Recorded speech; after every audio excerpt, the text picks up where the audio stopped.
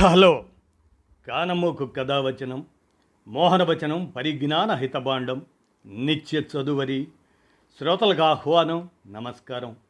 చదవదగునెవరు రాసిన తదుపరి చదివిన వెంటనే మరువక పలువురికి వినిపింపబూనిన అది ఏ పరిజ్ఞాన హితభాండమవుపో మహిళ మోహనవచనమై విరాజిల్లు. పరిజ్ఞాన హితభాండం లక్ష్యం ప్రతివారీ సమాచార హక్కు. ఆస్ఫూర్తితోనే ఇప్పుడు కృపాకర్ పొనుగోటి విరచిత అంశంగా ప్రాథమిక హక్కుగా కుల మార్పిడి అనేటువంటి అంశాన్ని మన కానమోకు కథావచనం శ్రోతలకు మీ కానమోకు స్వరంలో అవగాహన నిమిత్తం వినిపిస్తాను, వినండి. ప్రాథమిక హక్కుగా కుల మార్పిడి. ఇక వినండి, కృపాకర్ పొనుగోటి విరచితం. కులం కొందరికి పుట్టుకతో వరం, మరికొందరికి శాపం అవుతున్నది. ఈ పరిస్థితి రద్దు కావాలి. వర్ణ కుల అసమానతలు అంతరించిపోయే వరకు నచ్చిన కులాన్ని అనుసరించే స్వేచ్ఛను పౌరులు కలిగి ఉండాలి. ప్రతి పౌరుడికి పౌరురాలికి ఉత్తమ సాంఘిక అదే వర్ణం కులం హోదా పొందే ప్రాథమిక హక్కు ఉండాలి. ఇందుకు పార్లమెంట్ వెంటనే రాజ్యాంగ సవరణ చేయాలి అంటున్నాడు మిత్రుడు కృపాకర్ పొనుగోటి.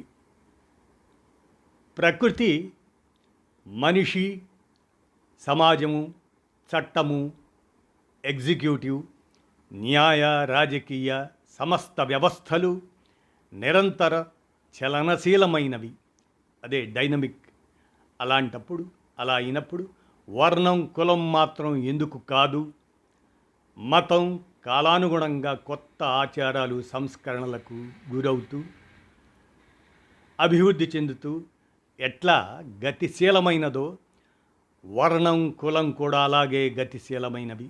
ఇవాళ ఏ కులంలోనూ గరిష్టంగా 3-5% కూడా వారి కుల వృత్తులను నమ్ముకొని జీవించడం లేదు.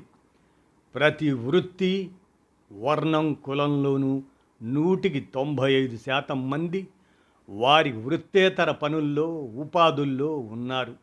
ఇది సామాజిక వాస్తవికత. మూసుకుపోయిన వర్గమే కులం అని డాక్టర్ అంబేద్కర్ విశ్లేషించారు. ప్రతి సాంఘిక సమూహము బయట సమూహంలోని వారితో పెళ్లి సంబంధాలు కలుపుకునే సంప్రదాయంపై నిషేధం విధించి ఒకే సమూహంలోని వారితో పెళ్లి సంబంధాలు కలుపుకోవటం వలన వర్ణం కులం దడికట్టుకున్న స్థితిలో ఉండిపోయింది. బాహ్య వివాహ సూత్రంపై నిషేధం విధించి అంతర్వివాహ సూత్రాన్ని రుద్దటమే కులం పుట్టుకకు కారణమైందని అంబేద్కర్ విశ్లేషించారు.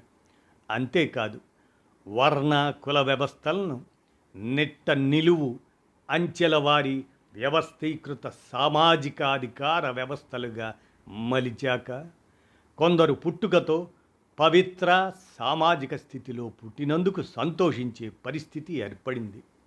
అత్యధికులు అవకాశాల చట్టం నుంచి పక్కకు నెట్టివేయబడి న్యూనతతో కుంగిపోయే సామాజిక విలువల వ్యవస్థ తయారైంది. విశాలమైన ప్రపంచంలో అత్యధిక సమూహాలకు వర్ణం కులం విధి నిషేధాల వేలాది సామాజిక జైళ్ళు, అవే సోషల్ ప్రిజన్స్గా వర్ణం కులం వ్యవస్థాపితమైంది. చట్టం ముందు అందరూ సమానమే అని రాజ్యాంగం చెబుతున్నా సమాజంలో అందరూ సమానం కాదు అని వర్ణ కుల వ్యవస్థలు చెబుతున్నాయి. ఇది ఆధిపత్య సామాజిక వర్ణ కుల వ్యవస్థల దోపిడీ దురాచారం అని ఇట్టే అర్థమవుతున్నది. ఈ సామాజిక దురాచారాన్ని ఇప్పుడు బద్దలు కొట్టాల్సిన అవసరం ఏర్పడింది.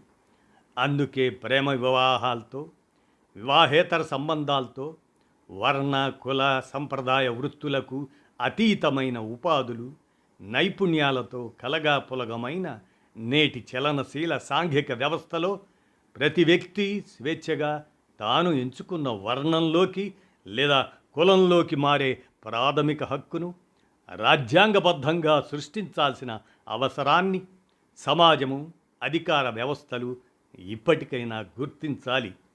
తక్షణమే కేంద్ర ప్రభుత్వం ఇందుకు పూనుకోవాలి. సమాజంలోని అత్యధిక సంఖ్యలోని వ్యక్తులకు బహుళ వృత్తుల నైపుణ్యాలు ఉన్నాయి, ఉంటున్నాయి.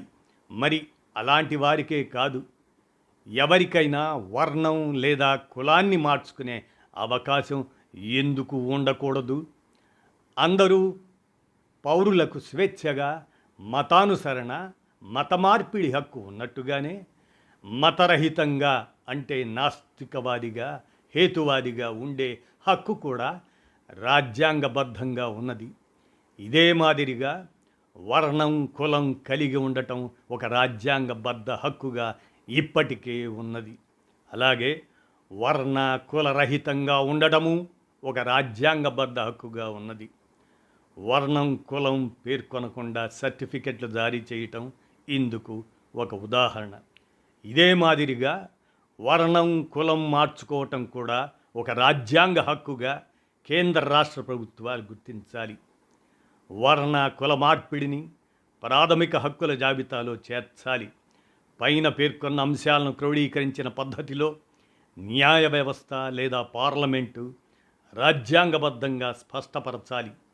సాంఘిక అసమానతల స్థితిస్థాపకత్వానికి చోటు కల్పించిన వర్ణ కుల వ్యవస్థలకు చలనశీల డైనమిక్ తత్వం ఉన్నది అని విస్తృత రాజ్యాంగ ధర్మాసనం ద్వారా సుప్రీంకోర్టు లేదా రాజ్యాంగ ఆదేశంగా రాజ్యాంగ సవరణ ద్వారా పార్లమెంటు వెంటనే స్పష్టం చెయ్యాలి. ఇదే విధంగా బ్రాహ్మణ్యం కులం మాత్రమే కాదు, గుణం కూడా అని కొందరు అంటుంటారు. కానీ బ్రాహ్మణ వర్ణేతరుల్లో బ్రాహ్మణ్య గుణం ఉన్న సామాన్యులను, వారిని గురించిన గుర్తింపు, ప్రశంస వర్ణాధికుల్లో ఉన్నట్టు ఎక్కడా మనం చూడబోము.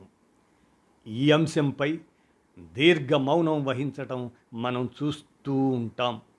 ఇక ఒక చోట బీసీ కులంగా ఉన్నది, మరో చోట ఎస్సీగా ఉంటున్నది. ఉదాహరణకు ఆంధ్రప్రదేశ్లో రజక, వడ్డెర వెనుకబడిన తరగతుల జాబితాలో ఉన్నాయి. దక్షిణ భారతదేశం అంతా రజక ఎస్సీ కులంగా ఉంది. వడ్డెర కులం కర్ణాటకలో ఎస్సీ కులంగా ఉంది. తెలంగాణ, ఆంధ్రప్రదేశ్లో ఎస్టీలుగా ఉన్న లంబాడి, సుగాలి తెగలు కర్ణాటకలో ఎస్సీలుగా ఉన్నారు. తెలుగు రాష్ట్రాల్లో కమ్మ, రెడ్డి కులాలు ఆధిపత్య కులాలుగా ఉన్నాయి. ఇవి కర్ణాటకలో బీసీ జాబితాలో ఉన్నాయి. ఇక్కడ ప్రస్తావించిన కులాల ఎథ్నిక్ సంస్కృతి, వాటి సంప్రదాయక వృత్తి ఏమీ మారలేదు. కానీ వాటి రాజ్యాంగబద్ధ సాంఘిక హోదా రాష్ట్రానికి ఒక తీరుగా మారింది. అంటే కులం చలనశీలమైనదని అర్థం. మరి వర్ణ కుల అసమానతలు అంతరించిపోయే వరకు నచ్చిన కులాన్ని అనుసరించే స్వేచ్ఛను పౌరులు కలిగి ఉండాలి. ఉంటే మునిగిపోయేదేమీ లేదు.